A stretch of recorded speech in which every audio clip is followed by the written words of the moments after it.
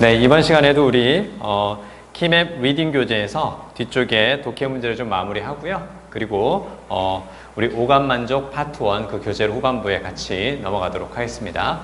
그리고 이제 다음 주 예고를 먼저 드리면 우리 그 다음 주까지 해서 우리 단어장이 이제 다 끝나죠. 그래서 그 단어장은 벌써 이제 2번을 다 했기 때문에 더 이상 할 필요까지는 없을 것 같고요. 대신에 이제 다음 주에는 우리가 원래 이제 초반에 독해를 하기 전에 구문을 먼저 하고 그 다음에 이제 독해를 했었는데 다음 주부터는 이제 구문과 어휘를 같이 복합적으로 좀 할 거예요. 그래서 다음 주에는 그 교재 하나 더 나오니까 그 교재 하나 같이 데스크에서 같이 가지고 오시면 돼요. 그래서 구문과 어휘를 같이 살펴보고 나서 그 다음에 후반부에 또 이제 오감 만족 독해 이렇게 진행하는 걸로 할 거고요. 그리고 단어 시험은 이제 우리가 초반에 다루는 그 구문하고 어휘 있잖아요. 거기에서 나오는 것을 그 다음 주에 시험 보는 걸로 그렇게 복습하면서 준비할 수 있게끔 부담을 살짝 낮추되 독해를 공부하는 것들 조금 더 이렇게 깊이 있게 더 들어갈 수 있게끔 그렇게 약간의 조정이 좀 이루어질 겁니다.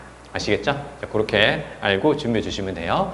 자, 우리는 그 79페이지 6번부터 이제 같이 한번 살펴볼 건데요. 우리 교재가 이제 막바지에 이제 접어들면서 앞에서 우리가 교재를 쭉 보면서 공부했던 것들이 어느 정도 이제 자리가 많이 잡혔을 거예요. 자, 그러면 이제 앞으로 잘해야 될 건 뭐냐면 기본적인 요령을 숙지한 상태에서 이제 조금씩 심화되는 것들. 결국 심화된다라는 것은 다른 말로 하면 조금 까다로워질 수 있다라는 건데 여러분 그 까다로워지는 것은 그냥 무작정 어려워지는 것이 아니라 기본적으로 순서 배열이라면 순서 배열을 풀 수 있는 단서들이 있겠죠. 그쵸? 즉 어떤 것들이냐면 우리가 알고 있었던 이런 명시적 단서들 있잖아요. 그쵸? 뭐 대명사, 지시어, 연결어 이런 것들 당연히 활용을 하고 그 다음에 조금 어려워진다면 역시 혹은 심화 과정으로 까다로워진다면 당연히 이런 부분들을 좀 더 신경 써야 되는 문제들이 등장을 할 거예요. 그 문제들이 있다가 오감 만족을 통해서 또 다시 한번 살펴볼 건데 어렵다면 왜 어렵냐면 내용 파악을 어느 정도 하면서 전체 흐름을 잘 연결하는 느낌을 좀 찾아줘야 되는 거고 그 내용적 단서라 하면 일단은 기본적으로 비슷한 내용은 가까이 배치한다 이렇게 보는 거고 그 비슷한 내용이라고 보는 것의 또 다른 기준은 바로 뭐냐 상위 개념과 하위 개념 바꿔 말하면 구체화시킨다라는 것 포괄적인 말이 보이고 뒤쪽에 거기에 대한 구체적인 사례를 연결해주고 그 다음에 패러프레이징이 또 나올 수가 있는데 이때 패러프레이징 중에서도 조금 어려워지는 것은 단순히 비슷한 의미를 갖는 것들이 이렇게 쭉 연결되는 것이 아니라 앞에 나오는 문장과 뒤에 나오는 연결되는 문장이 약간 대우명제의 느낌으로 연결이 될 때 무슨 말인지 아시겠죠? 그쵸? 앞에서 P면 Q다 이런 느낌을 주는 문장과 그것을 2번 부정한 느낌으로 not Q, not P 이게 보이면 같이 배치해 줄 수 있어야 된다. 열심히 노력하면 성공할 수 있다. 같이 배치할 수 있는 거 실패는 게으름 때문이다. 이렇게 연결할 수 있는 것처럼. 그래서 약간 내용적 단서를 생각을 할 때 중요한 건 상위 개념과 하위 개념 다른 표현이지만 비슷한 의미인 거 그 다음에 대우명제까지 여기까지 같이 생각을 좀 해줘라. 아시겠죠? 자, 그런 단서들을 볼 거고 그리고 문제를 풀 때는 당연히 무엇을 먼저 읽으면서 맨 위에 박스하고 A를 먼저 읽으면서 특히 박스가 보이고 그리고 밑에 이제 이렇게 딱 A가 보이면 일단 둘이 첫 번째 확인해야 될 건 비슷한 내용인가 혹은 완전히 다른 내용인가 비슷한 내용이라는 느낌을 주면 맨 위에 박스 다음에 A를 배치할 수 있겠다라고 생각하고 다른 내용이라면 어차피 B하고 C를 통해서 전체적으로 연결되는 글이기 때문에 만약 서로 둘이 아주 다른 느낌이 든다면 B나 C에 무엇이 나올 수 있겠다? 다른 내용의 시작을 암시하는 however나 혹은 also 이런 것들이 나올 수 있겠다. 왜? 예를 주고 나서 다른 내용이 나오려면 중간 흐름이 바뀐다는 것이 표시가 되어야 할 것이다. 이렇게 보는 거예요.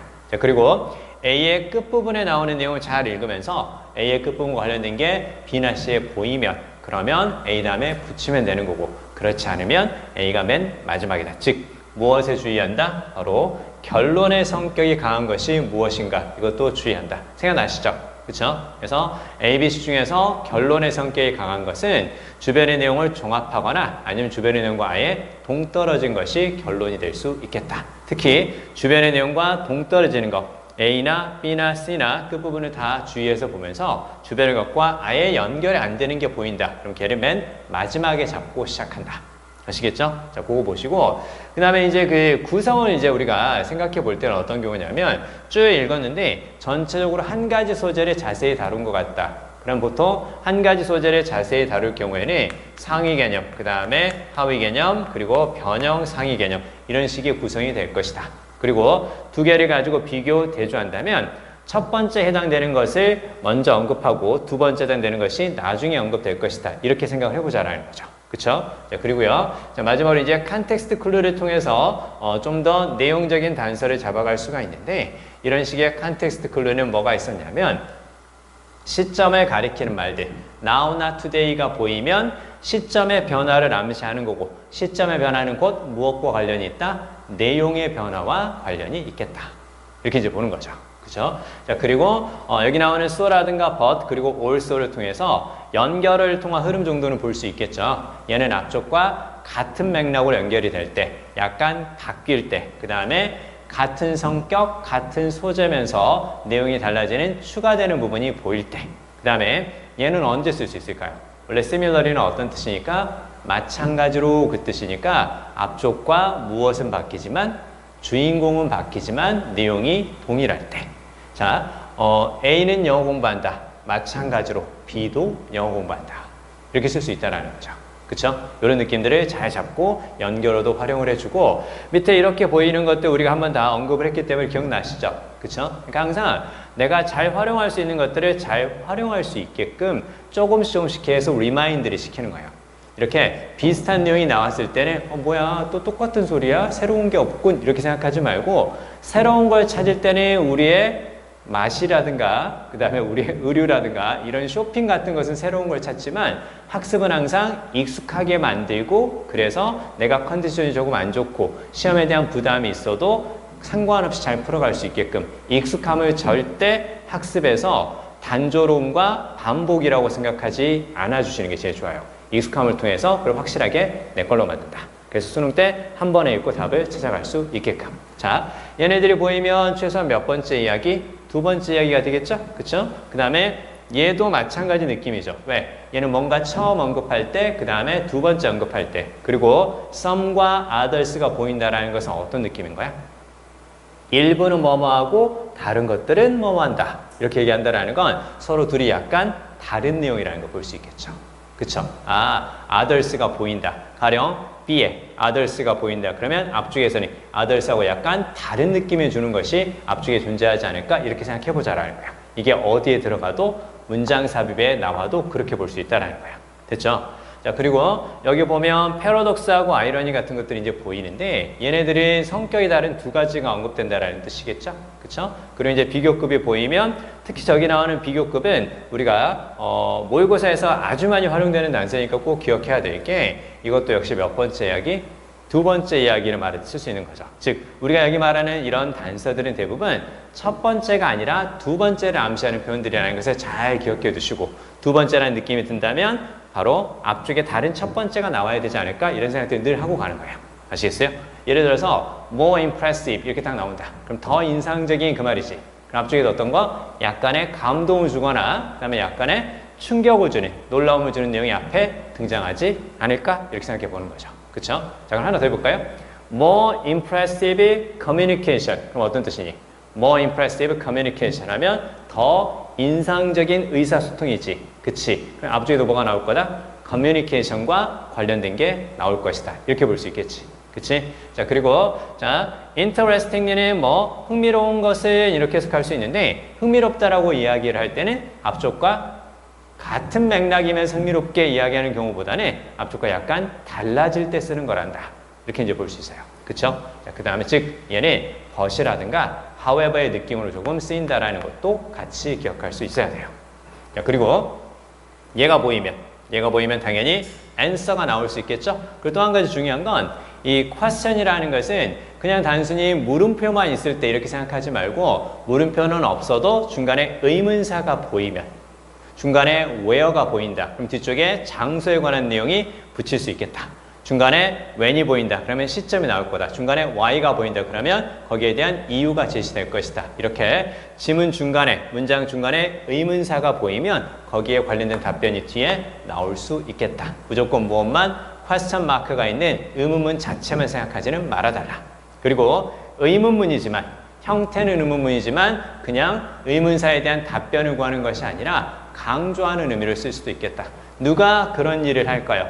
Who will do that? 이렇게 쭉 나왔을 경우는 저요 이렇게 말할 수도 있겠지만 nobody does. 아무도 하지 않는다. 이렇게 될 수 있다. 즉 정리하면 question이 보이면 의문사와 관련된 게 답변으로 연결될 수도 있고 아니면 단순한 강조로 끝날 수도 있겠다. 됐습니까? 자, 이런 단서들까지 같이 보시고 그다음 맨 마지막에 나오는 요거 있죠. 그쵸? 여러분 이거는 보통 언제 등장할 때 뭐뭐라고 불리는 방법들이 있습니다. 뭐뭐라고 불리는 어떤 장소나 지역이 있습니다. 이렇게 나올 경우에 쓰기 때문에 얘는 관련된 게 처음 등장할 때. 됐죠? 처음 등장할 때요. 자, 그렇게 같이 이 정도의 느낌을 가지고요. 문제를 한번 풀어볼 건데 여러분 그 6번 하고요. 그 다음에 뒤쪽에 7번. 지금 두 문제 풀겠습니다. 시간은 5분.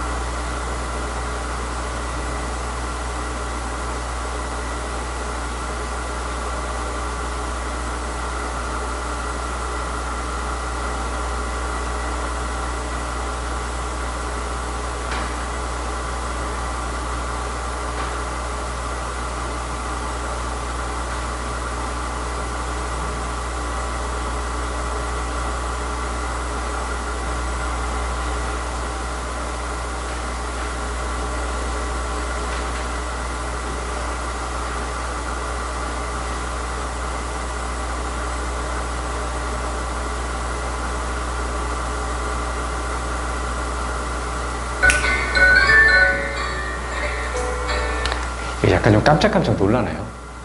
하지 말까? 살짝 나도 가끔 놀라거든.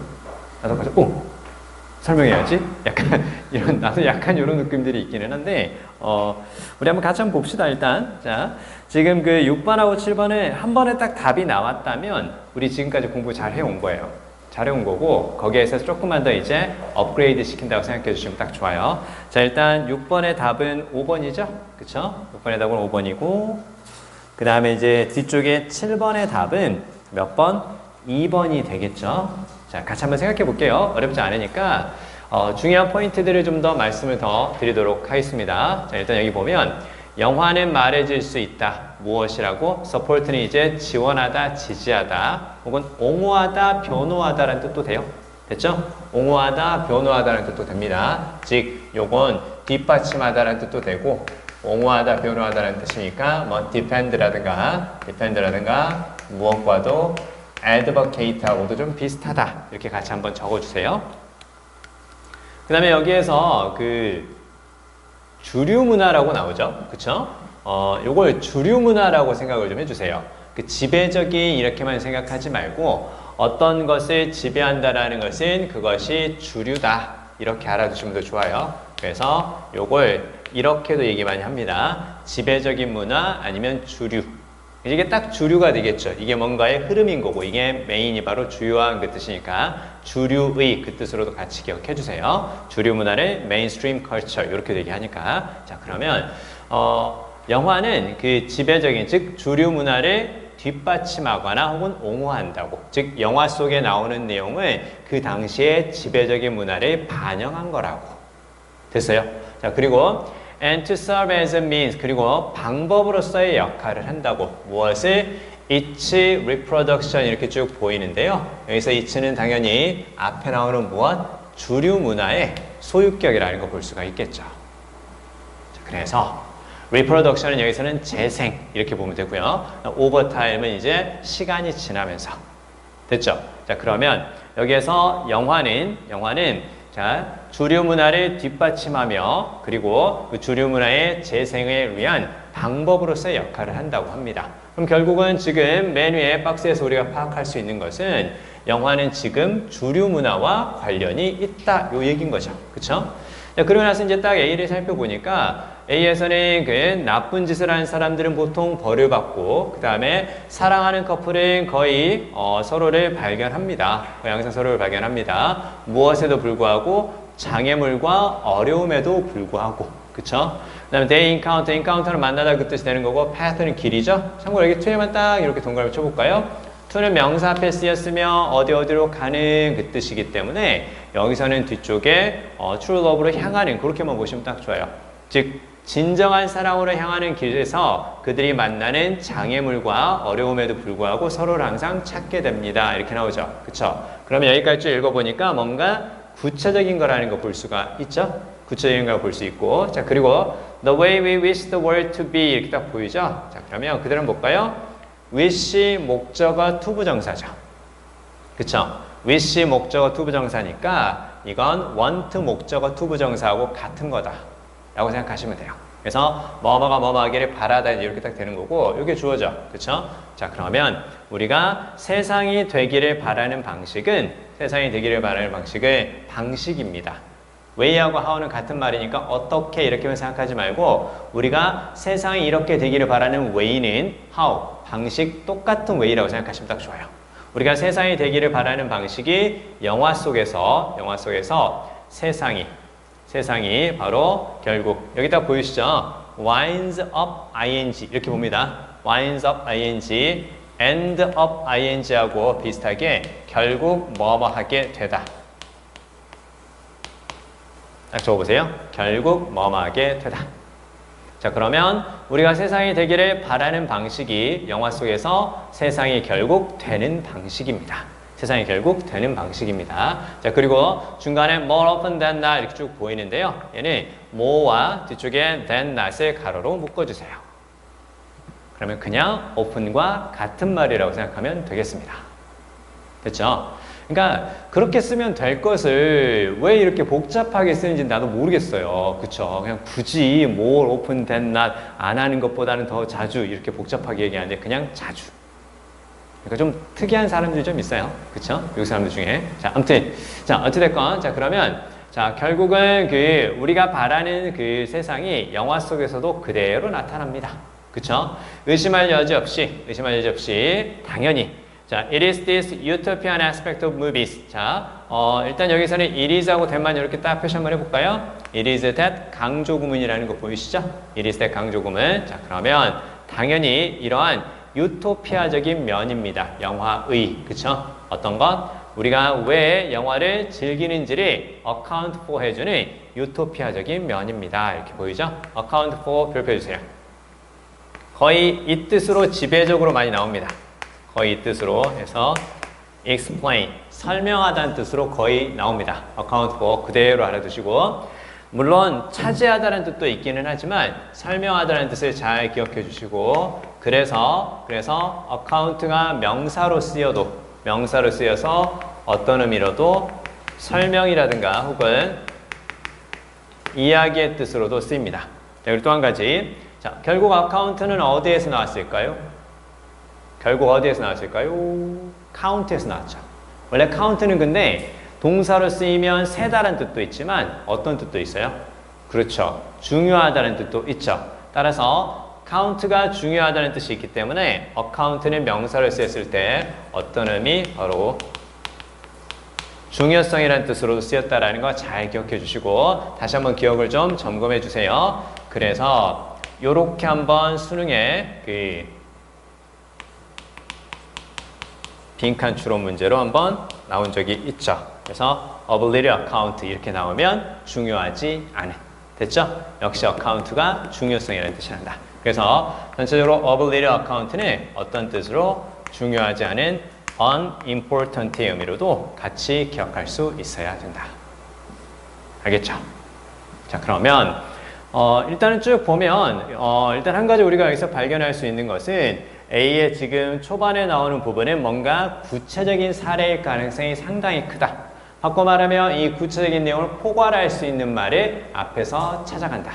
그러니까 가장 기본적인 단서는 항상 글은 어떻게 진행된다고 뭔가에 대한 부연 설명, 구체화가 진행된다고 이렇게 알아두시고 순서 배열을 할 때 뭔가 구체적인 느낌을 주는 이런 여러 가지 사례들이 보인다면 얘네들이 포괄할 수 있는 말을 앞쪽에서 고른다. 따라서 일단 B나 C의 끝부분에 나오지 않을까 이렇게 한번 생각해 보는 거죠. 자, 그리고 A의 맨 마지막 부분에서 우리가 그래서 영화를 즐깁니다 라고 나와 있죠. 그러면 영화를 즐긴다라는 거 관련된 게 B나 C에 보인다. 그러면 붙이면 되는 거고 그렇지 않으면 이게 맨 마지막이다. 이렇게 볼 수 있는 거죠. 그쵸? 자, 그래서 자, B를 한번 살펴보도록 할게요. 자, B에서 이제 어떤 내용이 보이냐면 요게 이제 가장 큰 단서가 되겠죠. 그쵸? 그래서 this question에서 이러한 의문점 혹은 이러한 질문 이게 이제 보이기 때문에 당연히 답은 어떻게 될 수 있을까요? 당연히 B 앞쪽에 question과 관련된 내용이 나와야 할 텐데 지금 박스를 읽고 A를 읽었음에도 불구하고 question과 관련된 게 안 보이죠. 그럼 어디에 있겠어? 당연히 C에 있겠지라고 생각하는 거죠. 그쵸? 그러니까 이렇게 맨의 박스하고 A, B를 잘 읽으면 C가 가벼워질 수 있다는 거죠. 그쵸? 그러면 C 다음에 B가 나올 거라는 거 이제 보시면 되고요. 그래서 이제 A의 느낌을 뭘로 잡아갈 수 있냐면 B의 마지막 부분에 딱 보니까 요게 딱 보이죠? 스토리스에 딱 동그라미 쳐보세요. 여러분, 스토리스는 이야기죠. 이 이야기를 좀 더 구체적으로 이야기한 게 바로 어디에 있다고? A에 있다는 거 볼 수 있겠죠. 그쵸? 스토리스. 자, 이야기는 어떤 것들을 볼 수 있겠어요? 나쁜 사람들은 벌 받는다. 그쵸? 사랑하는 커플은 역경이나 장애에도 불구하고 서로 만나게 된단다. 이런 것들이겠죠. 그쵸? 자, 그래서 여기 나오는 이야기에 대해서 좀 더 구체적으로 말해주는 하위 개념의 성격이 강한 부분이 어디라고? A의 첫 부분이라고 이렇게 딱 표시 한번 해보는 거죠. 그쵸?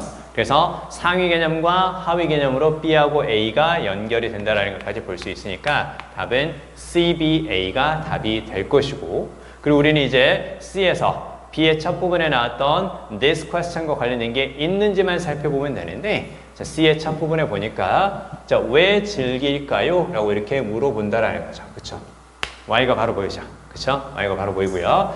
자, 그러면 사람은 물어볼 수도 있습니다. 왜 관객들은 그러한 영화를 재미있다고 발견하게 되는지. 그쵸? 그러한 영화를 재미있다고 발견하게 되는지. 그리고 여기 such movies 딱 보이죠? 그러면 such 다음에 쓰이는 말은 당연히 무엇과 관련이 있을 테니까 앞쪽의 내용과 관련이 있을 테니까 그럼 우리는 앞쪽에서 movies에 대해서 이제 시작되는 부분을 찾아가면 되겠죠? 그게 당연히 맨 위에 주어진 문장이 될 수가 있겠죠.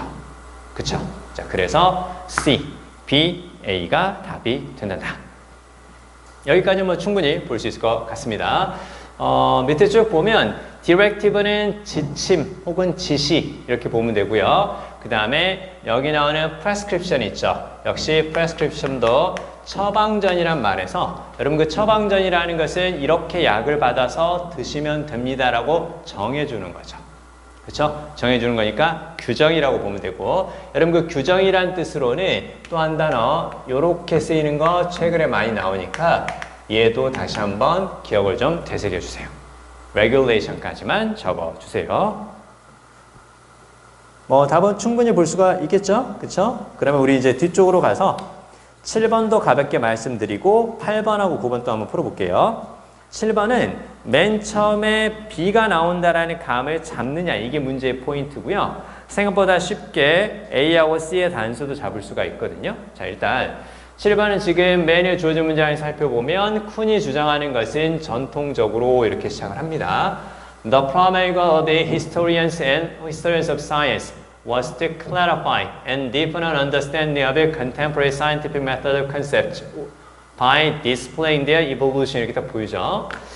일단은 뭐 쭉 읽어보면 과학 역사가들의 주요한 목표는 명확하게 하고 깊이 있게 하는 것이다 라고 나오죠. 그리고 이제 뒤에 보니까 현대의 과학적인 방법이라든가 개념에 대한 이해를 무엇을 통해서 과학적인 방법이라든가 개념이 진화한다라는 것을 보여주는 것에 의해서. 그쵸? 그럼 여러분 그 진화라는 건 바로 어떤 걸까요? 진화라는 건 그러면 당연히 그렇죠. 진화라는 것은 뭔가 발전되어 가는 모습을 보인다라는 거죠. 그러면 맨 마지막에 나오는 evolution 이게 구체적으로 어떻게 표현되는가 이제 그걸 찾아가면 되는데 A에 딱 살펴보면 몇 가지 발견들은 자 여기서 인테일은 수반하다 포함하다 그렇게 보시면 돼요. 몇 가지 발견들이 무엇을 여러 가지 면들을 수반하는 것처럼 보이고 자 그리고 또 뭐 발견할 사람들도 있습니다. 자 근데요 뒤에 보니까 None of which can be identified as definitive 이렇게 딱 보이죠. 여기서 잘 봐야 돼요. 여기서 이제 뭐가 보이냐면 이 부분 있죠. 앞에 몇 가지 단계들이 있고 그 다음에 발견할 사람들도 있습니다. 그쵸? 근데 그 중에 어떤 것도 이것으로 확인될 수는 없습니다.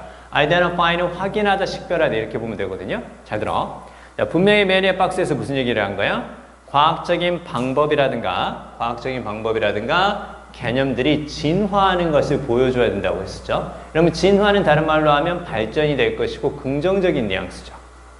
근데 여기 딱 보면 뭔가 있는데 잘 들어야 돼. 뭔가 있는데 여기 보이죠. 여러분 특히 이 단어도 같이 기억을 해줘야 되는데요. 원래 phase는 어떤 뜻으로 많이 알고 있어요? 단계죠. 단계라든가 면 이렇게 얘기하거든요. 근데 잘 들어. 단계라든가 면이라는 것은 어떤 과정의 일부죠. 그쵸? 1단계, 2단계, 3단계 할 때 그 단계라고 하는 거고 그 다음에 한 가지 면만 생각하면 안 돼 라고 이렇게 면이라고 얘기를 하면 여러 가지 중에 일부란 말이야. 그쵸? 그래서 phase라는 것은 어떤 것의 한 일부기 때문에 이걸 일시적인 현상 적어주세요. 요거 최근에 이 뜻으로 아주 잘 나오니까 꼭 기억해 주세요. 일시적인 현상. 자, 그럼 잘 들어. 발견인데 그 발견이 일시적인 현상들을 많이 포함하고 있어. 잘 들어. 발견이 의미를 갖게 되려면 어떻게 해줘야 맞겠어? 뭔가 지속적이며 안정적으로 적용되는 게 맞겠죠. 근데 발견이 일시적인 현상들을 많이 담고 있어. 그럼 이건 의미 있는 발견이 아닐 수도 있다라는 것을 암시하는 거예요. 알겠어요? 자, 그리고 뒤에 보면 뭐가 보이냐면 요게 바로 무슨 뜻일까요? 요게 명확한 그 뜻이죠? 명확하거나 혹은 살짝 감이 안 오면 얘를 이렇게 알아두셔도 돼요. 이렇게 알아두셔도 되거든요. 절대적인 거죠. 절대적인 건 다른 말로 바꾸면 그러면 당연히 어떤 게 될 수도 있는 거고 비슷해요. 비슷하고요. certain이라고 볼 수도 있는 거죠. 그쵸? 그러면 뭔가 발견을 했는데 그게 일시적인 현상들이라고 볼 수도 있고요. 그 다음에 명확하거나 혹은 확실한 것으로 식별될 수 없는 현상이야. 바꿔 말하면 맨의 박스에서는 분명히 이볼루션을 보여준다고 얘기를 했는데 이 부분은 이볼루션과는 약간 거리가 있는 거 아닌가. 그래서 박스 다음에 A가 바로 나올 수는 없겠다.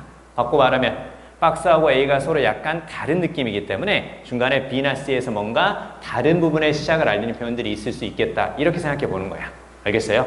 여러분 그 공부할 때 있잖아. 어느 정도 해석이 잘 되고 이해가 잘 되는 부분들이 있죠. 그러면 거기에서는 조금만 더 깊이 있게 확실하게 그리고 속도까지.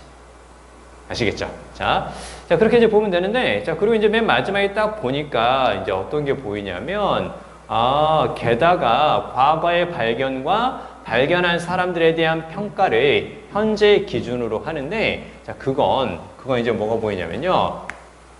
게다가 또 이런 문제도 있어요. 자, 표시 한번 해보세요. 우리 아까 그 연결어 중에서요. so 계열이 있고, but 계열이 있고, 또 also 계열이 있고, 이렇게 연결을 세 가지를 말씀을 드렸는데, 추가되는 연결은 항상 잘 생각해 줘야 될 게 요것도 추가를 의미하는 거잖아요. 그쵸? 그럼 추가는 항상 어떤 느낌이란다? 같은 성격, 같은 소재죠. 그쵸?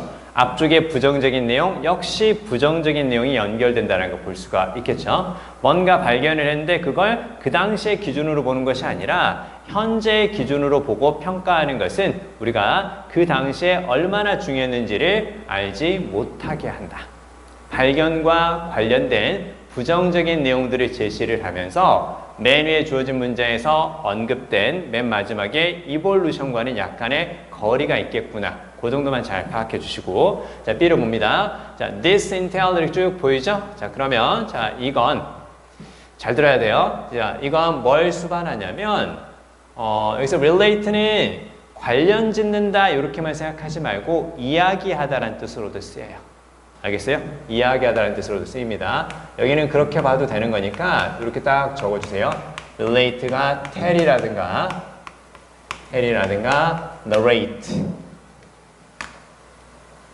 narrate 그리고 요거 잘 기억해 주세요.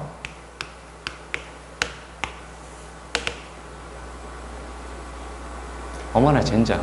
다시 세는 거 아닌가요? 그쵸? count again 아닌가요?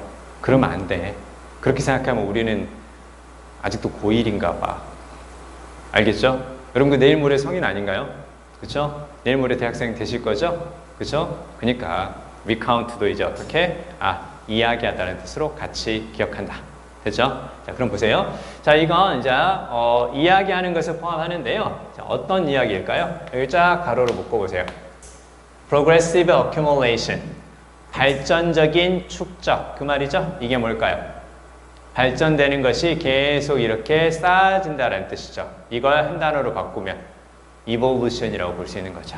그쵸? 발전적인 축적이니까 진화구나. 이렇게 볼 수 있죠? 자, 그러면 앞에서 지금 this를 줬기 때문에 이건 당연히 무엇과 관련이 있을 건데 앞의 내용과 관련이 있을 건데 이건 그러면 뒤에 나오는 내용은 당연히 메리의 박스의 evolution과 관련이 있겠다라고 생각하는 거죠.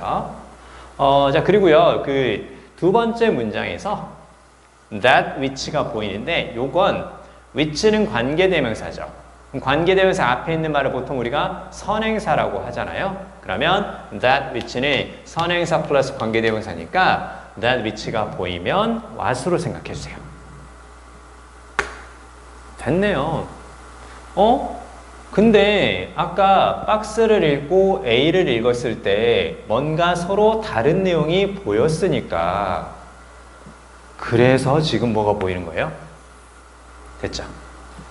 그러니까 항상 박스를 읽고 A를 읽었는데 서로 다른 느낌이다. 그러면 B나 C에 뭐가 있을 거다? however나 혹은 also 이런 것들이 있을 거다라고 생각하면 되죠. 그쵸? 그래서 B 다음에 뭐가 나올 수 있겠다? 일단 A가 나올 수도 있겠다라고 생각해줘야죠. 그쵸? 자, 그리고 이제 쭉 이제 읽어보면 또 한 가지는 또 뭐가 보이냐면 이런 것들도 단서가 되거든요. 여러분 이거 잘 생각해 주세요. 잘 들어요. closer analysis 그 말이지. 자, 우리 아까 context clue 중에서 어떤 얘기를 했니? context clue 중에서 비교급 얘기를 했죠. 비교급은 몇 번째 이야기의 시작이다? 됐지. 그러니까 however를 내가 놓쳤어도 뭐가 보이면 얘가 보이지. 그럼 더 자세한 분석이지. 그럼 더 자세한 분석이라는 건 무슨 얘기? 약간 앞쪽보다 더 나은, 앞쪽과는 다른 분석이 이루어질 것이다. 따라서 두 번째 이야기의 시작을 얘를 통해서 같이 볼 수가 있겠다. 그쵸? 자, 그리고요. 자, C를 딱 살펴보면 C에서는 이제 또 무엇이 흐름의 단서가 되는 거냐면 no 있죠, no. no에 딱 동그라미 쳐보세요. 정확하게 동그라미 쳐놨네. 그쵸? 자, 그러면 no를 썼다는 건 무슨 말이야? 뭐뭐 역시 뭐뭇이 아니다 그 뜻이기 때문에 앞쪽에도 뭐가 등장할 가능성이 클까요? 앞쪽에도 부정문이 등장할 가능성이 크겠죠? 그쵸? 아, 그러면 앞쪽에서도 무엇을 찾아본다고? 부정문 찾아보면 되는 거죠. 그쵸? 아주 가볍게 문제 풀리죠. 부정문이 어디에 있어요? A의 끝부분에 not 보이죠? 그쵸? 따라서 B, A, C가 답이다. 이렇게 볼 수 있겠죠? 그쵸? 자, 그리고 이제 C의 마지막 부분에 나오는 이 부분 있죠? 그쵸? 이 부분이 이제 무엇으로도 볼 수 있다고? 결론이지 않을까? 이거 전체의 결론이지 않을까? 이렇게도 볼 수는 있습니다. 됐죠? 자, 됐네요. 자, 그렇게 이제 보시면 되고요. 맨 마지막에 이 표현들을 조금만 더 기억해 주세요. 자, 여기 딱 보면 seems blind to 이렇게 딱 보이죠? 여기 blind to 딱 적어볼까요? 여러분, 그 blind는 눈이 먼 그 뜻인 거고 to는 명사 앞에 쓰였으니까 뭐뭐로 향하는 이런 식의 방향을 가리키는 전치사죠. 그러면 blind to는 어떻게 해석할 수 있을까? 눈을 감은 채로 어느 곳을 향하는 거니까 그쪽은 못 보게 된다는 뜻을 볼 수 있겠죠. 그쵸? 뭐뭇을 보지 못하는, 뭐뭇을 인식하지 못하는. 됐죠? 뭐뭇을 보지 못하는, 뭐뭇을 인식하지 못하는. 이렇게 딱 적어보세요. 됐죠? 자, 그렇게 알아두시고, 그리고 이제 마지막에 또 한 가지 뭐가 보이냐면, 여기에서 frame이라는 게 딱 보이시죠? 그쵸? 여러분 그 frame은 원래 어떤 뜻이에요? 명사를 쓰이면 틀이죠. 동사를 쓰이면 틀을 잡는다라는 것은 어떤 얘기? 어떤 것을 표현하기 위한 기본적인 작업을 한다. 그 뜻에서 이 틀을 잡아서 표현하다. 나타내다. 그 정도로 알아두시면 딱 좋아요. 틀을 잡아서 표현하다 해서 frame은 나타내다는 뜻으로 같이 기억해 두시면 되겠습니다. 됐죠? 좋아요. 자, 그럼 이제 옆으로 가서 우리 이제 8번하고 9번도 또 한번 풀어볼게요. 8번하고 9번을 보고 마지막 10번하고 11번 이렇게 쭉 살펴볼 건데 일단 이제 우리가 문장 삽입은 어차피 흐름을 파악한다라는 점에서는 순서 배열하고 이제 비슷한 느낌이 좀 들기는 하는데요. 그러나 조금의 차이점은 있는 거죠. 그쵸? 자, 그리고 해석을 일단은 기본적으로 잘해주는 게 필요하다. 그리고 이제 맨 밑에 있는 것처럼 제시문과 가까운 것을 찾는 마지막 수단까지도 생각을 좀 해봐야 된다. 그 얘기인데요. 자, 일단 해석을 잘해야 해석을 조금씩 꼼꼼하게 해주는 습관을 들여야 연결과 단절의 느낌을 잡을 수가 있고 특히나 중요한 건 단절이라고 말씀을 드렸죠. 그래서 맨 위에 박스가 될 건 밑에 1번부터 5번 사이의 내용이 될 건 간에 대명사 지시의 연결어 당연히 찾으려고 노력하고 그리고 나서 1번부터 5번 사이에서 대명사에 주의하면서 대상이 바뀌는 부분이 있는지 특히 성격 중요하다고 말씀을 드렸습니다. 긍정 혹은 부정으로 풀리는 부분들이 상당히 많기 때문에 쭉 읽어가면서 가능하다 이런 식의 긍정이 보이고 나서 안 된다라는 식의 이제 부정이 보인다면 성격의 단절이구나 이렇게 단절이 느껴지는 부분에 맨에 주어진 문장을 집어넣을 수 있다라는 거죠. 그래서 성격 특히나 중요하고요. 내용이 아예 바뀌는 부분도 있고 동사의 시제에 주의해서 시제가 바뀌는 부분 그 다음에 숫자라는 것은 1번하고 2번은 한 가지 소재만 자세히 다뤘어요. 근데 갑자기 3번에서 두 가지 소재를 다뤄. 그럼 어떻게 되는 거니? 다루는 소재의 개수가 달라지는 거지. 그치? 이런 것들까지 같이 생각해 주는 거예요. 그래서 대상, 성격, 내용, 시제, 그리고 마지막에 소재, 숫자까지. 알겠어요? 요거 꼼꼼한 해석과 문장 전체의 연결과 그 다음에 단절을 보면서 대성내시수 요거 생각한다라는 거 아시겠죠? 자, 그리고 명적 단서와 글의 구성, 글의 구성이라 함은 전체적으로 한 가지 소재를 다뤘는가, 두 개를 가지고 비교, 대조했는가 라고 생각하면서 맨 위에 주어진 박스에 있는 내용이 바로 특히나 두 개를 가지고 비교, 대조한 글이라면 맨 위에 있는 박스의 내용이 첫 번째에 해당되는가, 두 번째에 해당되는가 거기까지만 조금만 더 생각해줘라. 아시겠죠? 자, 그리고요. 자, 단절이 안 느껴지면 최소한 어떻게 본다? 1번부터 5번 사이에서 의미 덩어리로 묶어본다. 요거 우리 오감만족 교재 할 때 그때 계속 다뤄볼 거예요.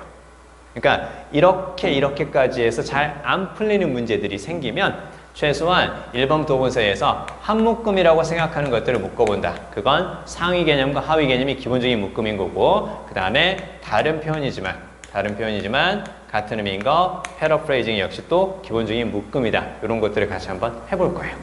아시겠죠? 자, 일단 지금은 자, 우리가 지금 풀어보게 되는 그 두 문제들 중에서 이런 것들이 많이 들어가 있으니까요. 이 두 문제를 이걸 주의하면서 지금 풀어주세요. 8번하고 9번 풀겠습니다. 시간은 4분이면 되겠죠?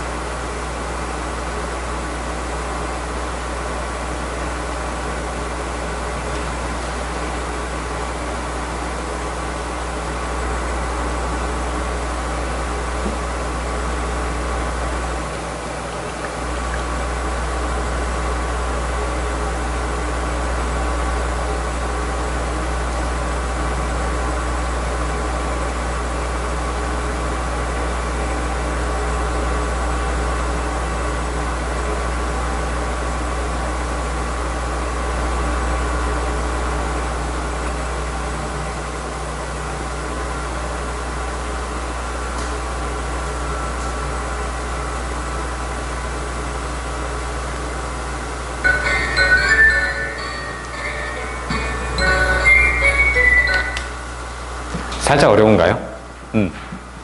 일단 그 문제 자체는 되게 좋은 게 뒤에 9번은 조금 어려운데 생각하게 만드는 거고요. 8번은 그 2번에 나오는 얼터너티블리의 느낌만 잘 잡았다면 그랬다면 풀 수는 있었을 것 같아요. 자, 여기 한번 볼까요? Compounding the difficulty now more than ever 이렇게 보이죠? 자, 이제 전보다 더 많이 지금 전보다 더 많이 지금 어려움을 compound는 악화시키다, 가중시키다 그렇게 적어주세요. 악화시키다, 가중시키다. 그래서 compound 같은 경우는 얘는 이제 이렇게 aggravate 그 느낌으로 악화시키다, 가중시키다. 그래서 aggravate라든가 worsen의 느낌으로 꼭 다시 한 번만 적어주세요. 단어들은 항상 그때그때 계속해서 리마인드를 시키는 것이 가장 좋습니다. 자, 그러면 자, 어려움을 더 악화시키는 것은 인간공학자가 정보의 과부하라고 부르는 것이며 컴마 다음에 where가 보이면 앞에 나온 것에 대한 부연 설명을 하는 거고 얘는 그냥 그리고 거기에서 이렇게 해석해도 됩니다. 됐죠? 자, 그러면 리더가 어떻게 하는 상황이냐면 여기서 참고로 그 overrun은 여러분 어떤 뜻일까요? 이렇게 한번 딱 끊어볼까요? 그럼 run은 말 그대로 뭔가 달려가고 움직이는 거고요. over는 기본적으로 위쪽이라는 느낌이 강하죠. 그럼 위쪽에서 뭔가가 이렇게 나를 내리누르듯이 이렇게 지나간다는 느낌이기 때문에 overrun은 압도되는, 적어보세요. 압도되는. 사실 우리가 압도되는 이랬을 경우에 많이 우리가 봤던 단어가 어떤 게 있었냐면 이게 있었죠. 얘하고 비슷한 느낌으로 overrun을 같이 기억하시면 돼요. 실제로 우리는 overwhelmed라는 표현이 훨씬 더 어려움에도 불구하고 쟤를 더 익숙하게 알고 있을지도 몰라요.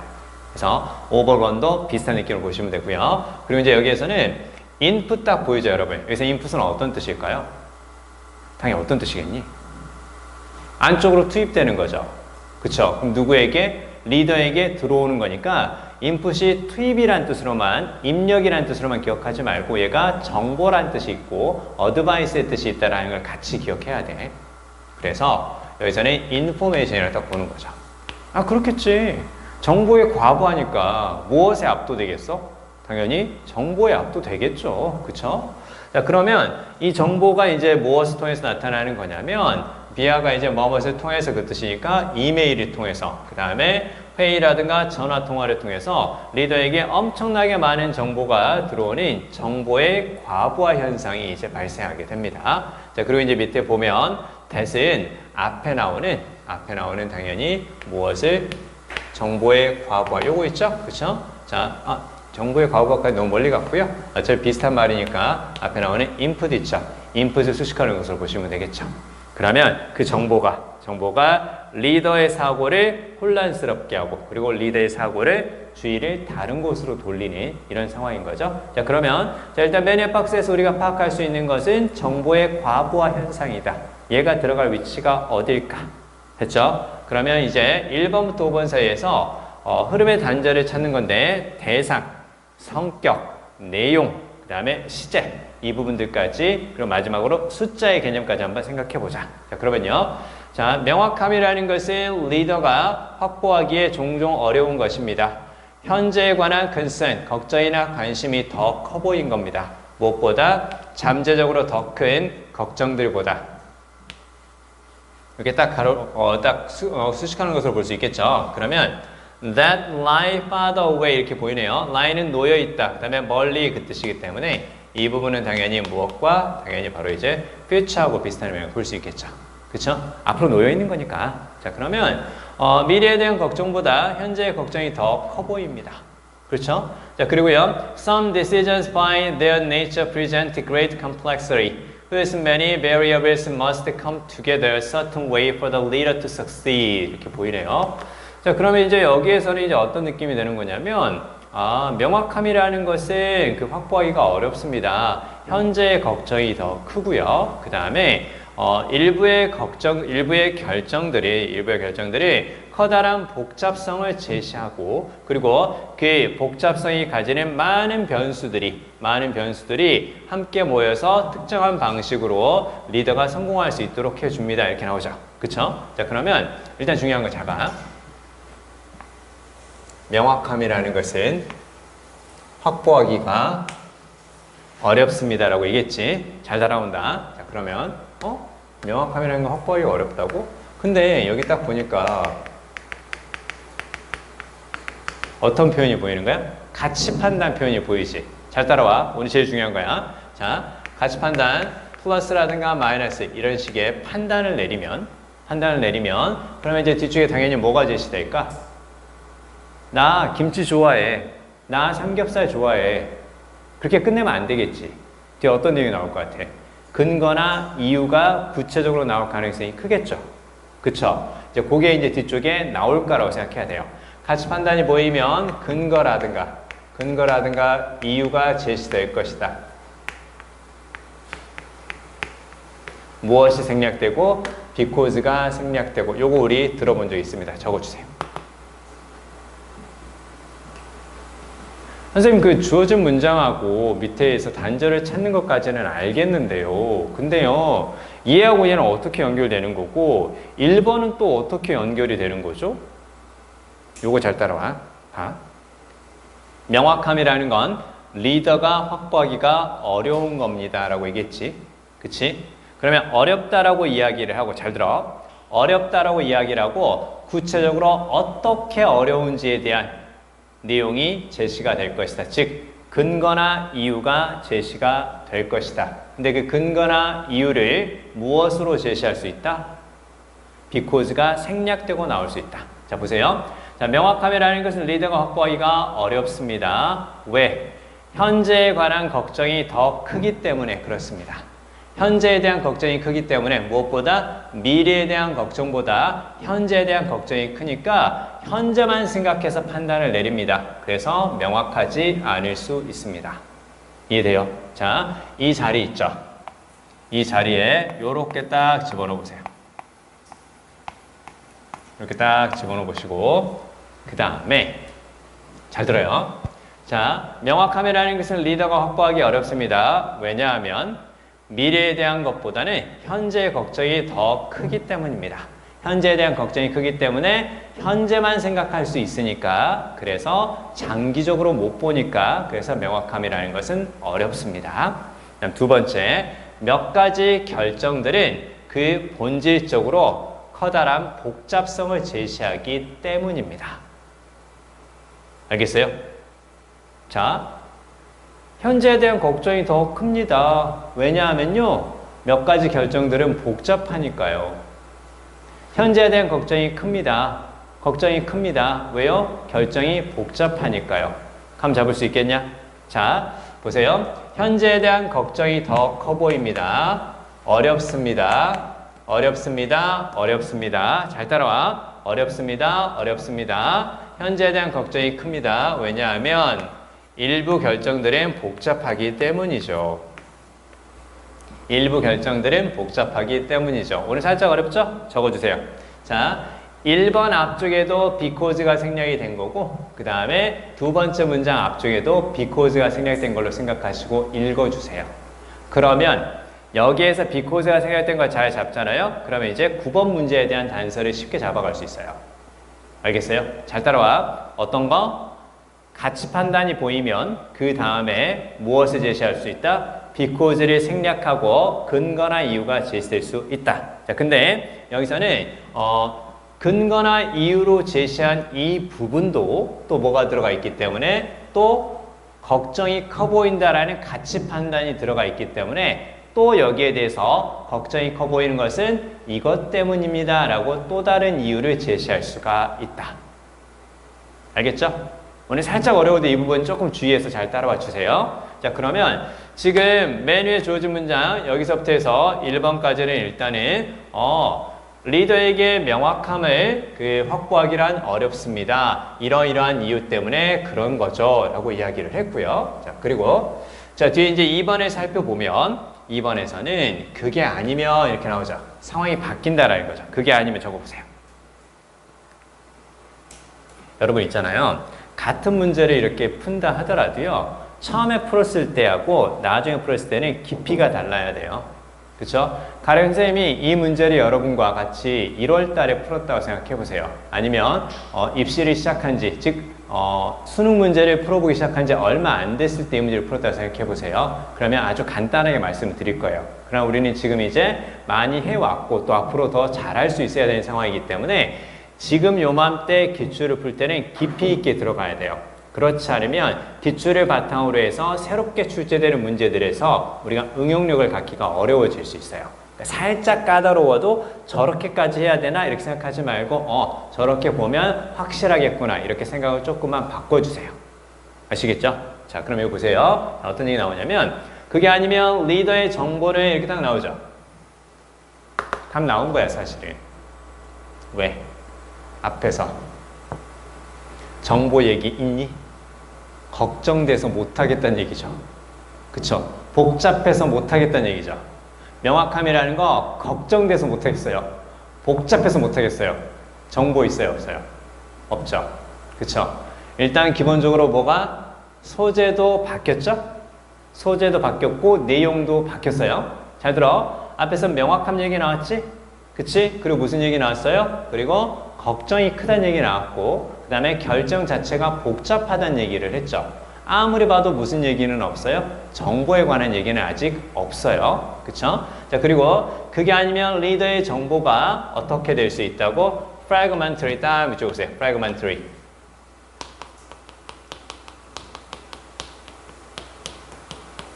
단편적인 거 아닌가요? 그쵸? 여러분 그 단편적이라는 건 어떤 의미예요? 단편적이라는 건? 조각조각으로 나누어져 있다라는 말이 될 수도 있고 그 다음에 쬐끔이라는 의미도 되는 거죠. 왜? 야, 네가 알고 있는 거 왜 이렇게 단편적이냐, 진짜.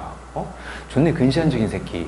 자, 아무튼 뭐 이렇게 얘기하잖아, 그치? 단편적이라는 거 자체는 조금이라는 뜻도 되고 그냥 조각조각이라는 뜻도 돼요. 그럼 여기서는 어떤 걸로 판단을 하냐면 지금 여기 나온 예를 가지고 판단을 해줘야 돼요. 위치가 딱 보이죠, 그쵸? 그러면 컴마 다음에 위치가 나온다라는 것은 앞에 나오는 내용을 부연 설명하는 거죠. 그럼 프래그먼트에 대한 부연 설명이 들어갈 거예요. 그 프래그먼트에 대한 부연 설명을 무엇으로 볼 수 있냐면 여기 잘 봐야 돼요. fill in the gaps라는 거 보이죠?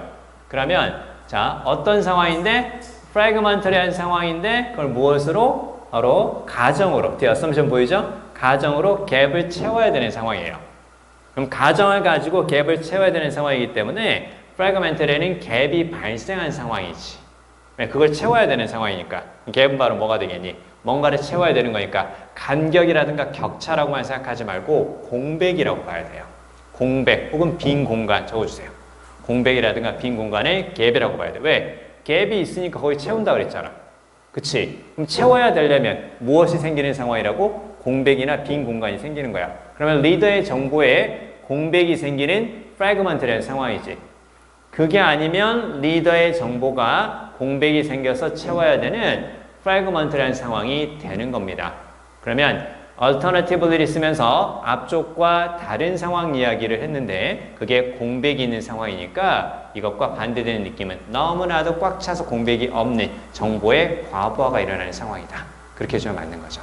그쵸? 그래서 답은 바로 몇 번? 2번이 답이다. 됐죠? 자, 요거 조금 어려운 얘기를 앞쪽에서 좀 더 드렸습니다. 자, 이걸 왜 말씀을 드렸는지 9번을 보면서 좀 더 추가적으로 말씀을 드리도록 할게요. 자, 여러분 9번 한번 보시죠. 자, 9번까지 하고 조금 쉬었다 할게요. 자, 9번 보세요.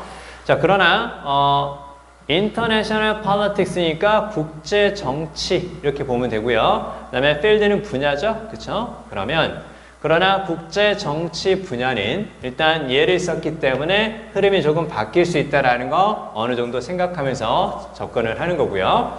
자, 그러나 국제 정치 분야는 지배됩니다. 국가들에 의해서 그리고 다른 강력한 행위자들에 의해서 예를 들면 다국적 기업과 같은 강력한 행위자들에 의해서 지배가 되며 that have priorities other than human rights 이렇게 딱 보이죠? 얘를 이렇게 딱 가로로 한번 묶어볼까요? 그러면 여기 나오는 대은 이렇게 딱 수식한다라는 거 충분히 볼 수가 있겠네요. 그쵸? 자, 그러면 여기에서 우선순위를 가지고 있다라는 거죠. 그쵸? 조금만 더 집중해 주세요. 얘는 무슨 말? 뭐뭐와는 다른. 왜 아더가 다른이니까 뭐뭐와 다른 혹은 뭐뭐를 제외한 적어보세요. 뭐뭐와 다른 혹은 뭐뭐를 제외한. 야, 그러면 우선순위와는 다른 것들을 가지고 있다 그 말이지? 그치? 아, 우선순위였나? 인권과는 다른 우선순위를 가지고 있다는 거죠. 그쵸? 인권과는 다른 우선순위니까 그러면 인권이 아닌 다른 것들을 우선시한다는 뜻이 되겠네요. 그쵸? 자, 그러면 잘 따라오세요. 자, 지금 맨 처음에 지금 무슨 얘기를 하고 있냐면 인권에 관한 이야기를 쭉 시작을 합니다. 그러면서 이런저런 얘기들까지 쭉 이렇게 나오거든요. 그래서 여기까지 읽어보면 뭐 특별히 문제될 거 없어요. 그쵸? 인권을 강조하는데 왜 안 지키는 게 맞나요? 이 얘기야. 그쵸? 그 다음에 이제 여기 딱 보면 자, 그러나 우리는 인권을 선언하지만 그러나 인권을 지키지 않는 것이 있기 때문에 그래서 그의 공백이 있죠. 그 공백이라든가 격차를 이해할 수는 없습니다. 이런 식으로는 이해는 안 돼요. 자, 그리고 잘 들어야 돼. 레드 동그라미.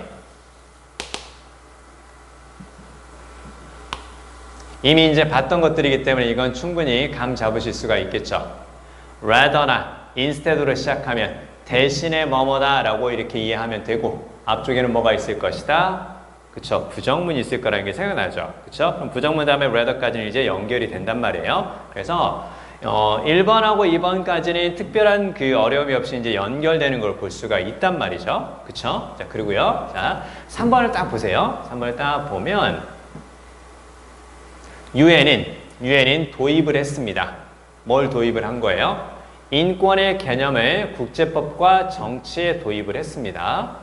자, 2번으로 다시 와서 한번 생각해 볼까요? 자, 앞쪽에서 아니 왜 인권을 선언했는데 잘 지키지 않나요? 왜 그런 지키는 것과 선언 사이에 공백이라든가 격차가 존재하는 거죠? 자, 그러나 우리는 그러한 격차를 이해할 수는 없습니다. 인권에 대한 이상과 실제 세상에서 인권을 위반하는 것의 그 격차를 무엇에 의해서 인권의 피해를 받고 있는 그 피해자들을 동정하거나 법적인 분석만으로는 우리는 이해할 수는 없습니다. 됐죠? 인권에 대한 이상이 있고 그 다음에 그걸 위반하는 경우가 있는데 그럼 결국은 이상과 위반 사이에 잘 들어 관계라든가 격차가 있을 거 아니야. 그치? 잘 안 지킨단 말이야. 그러면 이걸 우리는 단순히 이 사람들 인권에 보호를 받지 못했구나. 불쌍해. 이렇게 심파티, 동정을 하거나 아니 유엔에서 선언을 했으면 국제법의 원칙에 따라서 지켜야 되는 거 아닙니까? 이런 식으로 법적인 분석만으로는 이해할 수는 없다라는 거죠. 대신에 자 그건 뭘 요구하냐면 잘 들어야 돼. 그건 조사를 요구합니다. 조사, 어떤 조사야? 다양한 사회 과학에 의한 조사를 요구합니다. 자, 요렇게 딱 표시해주세요. 이때 5분의 뭐뭇에 대한. 자, 그러면 다양한 사회 과학에 의해서 무엇에 대한 조사가 필요하냐면 사회적인 갈등과 정치적인 억압의 원인들에 대한 조사가 필요합니다. 잘 들어요? 원인들에 대한 조사가 필요하고 자 그리고 국가적인 됐지? 국가적인 그리고 국제적인 정치 사이에 국가와 국제 정치 사이에 상호작용도 생각을 해줘야 됩니다. 자, 인권과 관련해서 인권을 위반하는 것과 관련해서 이런 기관들에 의한 혹은 이런 것들에 의한 여기에 대한 조사가 필요합니다. 사회적인 갈등이 있으니까 인권을 위반하는 일이 생길 수 있겠죠. 자, 그러면 사회적인 갈등과 정치적인 억압의 원인과 그리고 국가와 국제적인 정치 사이에 상호작용도 우리가 조사를 해보아야 합니다. 잘 들어. 한 국가에 인권을 위반한 사례가 있었어. 그러면 그 국가에 관한 것만 조사하면 되는 거 아니야? 그렇잖아. A라는 국가에서 인권 위반의 사례가 보였단 말이야. 근데 왜 A라는 국가에서 인권 위반의 사례가 보였는데 A라는 국가만 생각하는 것이 아니라 그 국가와 다른 국가 사이에 국제적인 관계까지 왜 생각을 해줘야 될까? 왜 생각을 해줘야 될까? 인권 위반의 사례들을 조사하고 그 원인에 대해서 조사를 하는데 왜 그 국가만 생각하는 것이 아니라 국제적인 관계까지 같이 생각을 해줘야 될까? 이렇게 조사해야 된다고 나오잖아. 왜 그렇게 생각해 주는 거야? 왜? 유엔이, 국제기구인 유엔이 국제법과 정치에 무엇을? 인권이라는 것을 도입했으니까. 적어주세요. 자, 이제 하나만 더 갑니다. 가치 판단. 플러스 주장이라든가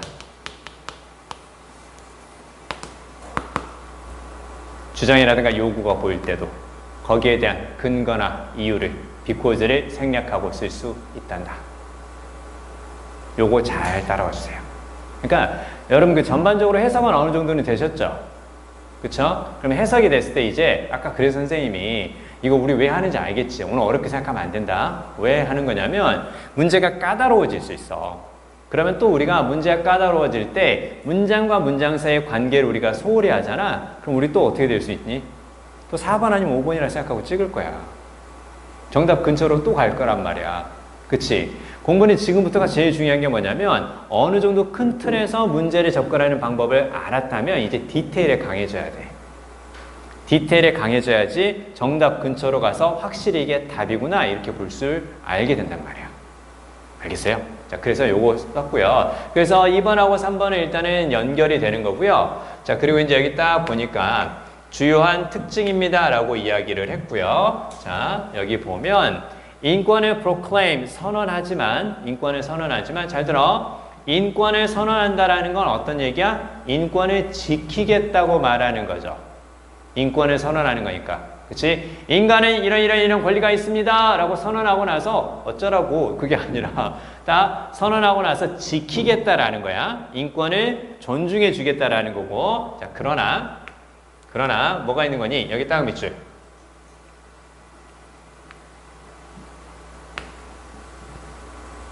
잘 들어. 유엔에서 인권의 그 개념을 국제법과 정치에 도입을 했기 때문에 국제적인 관계도 조사를 해봐야 되는 것이고, 그 다음에 유엔이 국제법과 정치에 인권의 개념을 도입했다라는 것은 인권을 존중합시다라고 얘기해 주는 거야. 그치? 근데 어떤 게 보이냐면 인권을 선언은 하지만 아주 다양한 기록을 가지고 있어. 어떤 거니? 인권을 실행하는 아주 다양한 기록을 가지고 있어. 자, 인권을 실행하는 기록이 다양하다라는 건 무슨 말이겠어? 인권을 실행하는 기록이 다양하다라는 것은 이렇게 잘 지키는 사람들도 있고 잘 지키는 국가도 있고 그렇지 않은 국가도 있다라는 얘기지. 그치? 자, 인권을 실행하거나 집행하는 기록이 다양하다라는 것은 무엇을 암시한다? 안 지키는 국가도 있고 위반하는 국가도 있다라는 거죠. 여기에서는 지킵시다. 인권을 존중해 줍시다 라고 국제법에 도입을 했는데 근데 잘 존중하지 않는 국가도 있다라는 거죠. 그쵸? 그래서 답은 몇 번? 4번이 답이죠? 그쵸? 그래서 단절이 살짝 느껴진다는 거 보이시죠? 그래서 맨 위에 주어진 문장을 4번에 집어넣어 보면 또 자연스럽게 연결이 된다. 왜? 인권이 아닌 다른 것의 우선순위가 있으니까 인권을 지키는 그 인권을 존중하는 기록이 좀 다양하다. 이렇게 볼 수 있겠죠. 됐죠? 여러분 좀 더 자세히 말씀드렸습니다. 우리 좀 쉬었다가요. 그 뒤쪽에 10번하고 11번 가볍게 보고 이제 오늘의 하이라이트 오감 만족으로 넘어가겠습니다. 쉬었다 하겠습니다.